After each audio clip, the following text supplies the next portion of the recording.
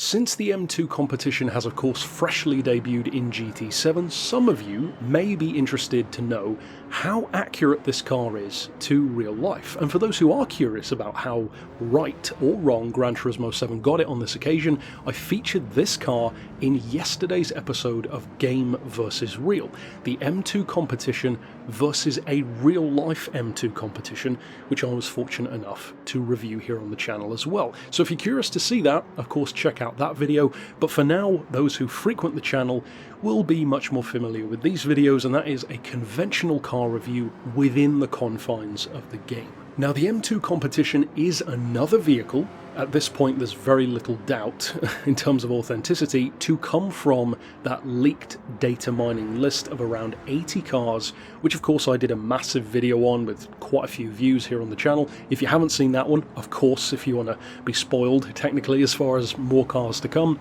and count off how many have already been added at this point, I would urge you to check out that video as well. But for now it has finally arrived.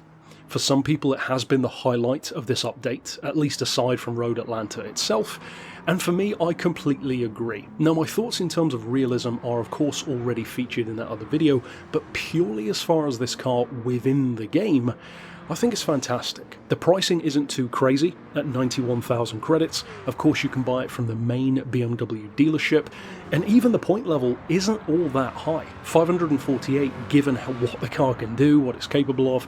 I'd say that is pretty reasonable. 405 horsepower might not sound that crazy, but given that that's from a turbo-aspirated straight-six 3-litre engine in a car that in real life can hit 60 in 4.2, well within the game of course it's going to be rapid. It has some really nice visual upgrades, and if this is how good it feels completely standard, you can bet your backside it's going to be great when you tune it up, and it absolutely is. Of course being turbo aspirated is a huge advantage in Gran Turismo 7 because it just gives you access to parts such as intercoolers, turbos that you otherwise wouldn't have, because for the moment you can't really convert many cars that don't already have a turbo, so it is a leg up in that regard.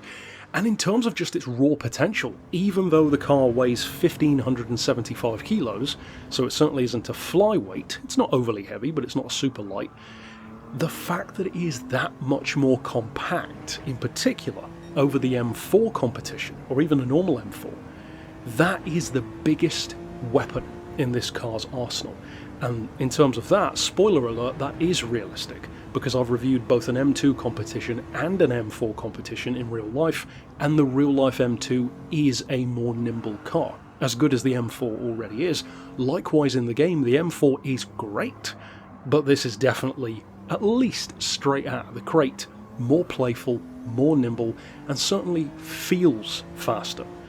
Now, in terms of overall potential, I think many of you have probably driven this car in the game already, so you probably have a pretty good inkling that it's pretty damn good. It's quick, the tuning potential is fantastic, and it's a surprisingly forgiving car given that it has quite a lot of power, quite a lot of torque going through just the rear wheels. And of course that is one of the prime ways that you really can see the advancement in performance car technology.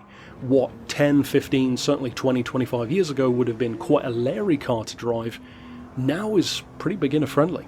And again, that's accurate to real life. These electronic systems do a fantastic job of keeping all of that potential, all of that performance under control, and that is definitely well represented in the game. Even if you turn traction control off, it is a pleasure to work with. Now, for the sake of repeating myself, or in this case, not repeating myself too much, there really isn't that much else to dwell on as far as this car. As boring as a good review can be, there really is nothing bad to say about the car.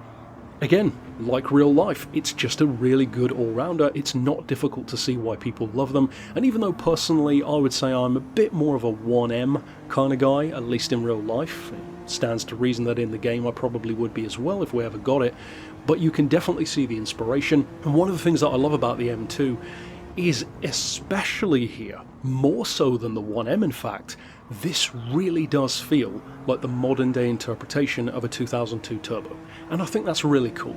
More so than almost any other Beamer, it really feels like they're going back to their roots. That was a groundbreaking car in its day. This feels like it carries so much of that spirit. Certainly the proportions, the turbo-aspirated, thumpy, playful motor, and yeah, they've done a fantastic job of representing it in the game. BMW themselves did a fantastic job developing the car, and it's certainly a welcome addition to the game. For those who've wanted it for a while, and I'm sure for many of you, it's probably a car that you weren't particularly interested in until you drove it. The car definitely does have that potential to make you think, oh, hang on a minute, this is quite the machine, and it certainly is. So drop your thoughts down below. Are you a fan of the car? Is it maybe something that turned you around, you weren't expecting to like it and you did? Or maybe have you found it disappointing for some reason? If you have, drop that down below. I have seen, funnily enough, pretty much the only gripe that I've seen, one in particular, that a couple of people have mentioned, and that is that the windscreen wipers are fitted the wrong orientation, given the drive side of the car, which is quite the nitpick, even for me, but it's fair enough, and in terms of realism, it is a fair enough thing to call out, but not that important in the grand scheme of things within the game. Aside from that, I haven't really heard anyone say a bad word about it, which is a pretty good sign. Overall then, that's it for this review. Of course, we are yet to review the new Silvia, and for those who are new to the channel, of course check out the Game vs. Real episode, and I have also already reviewed the Sierra, the Ford RS500 from the pack as well. But until next time, I'll see you then with more. For now, as always, thanks for watching.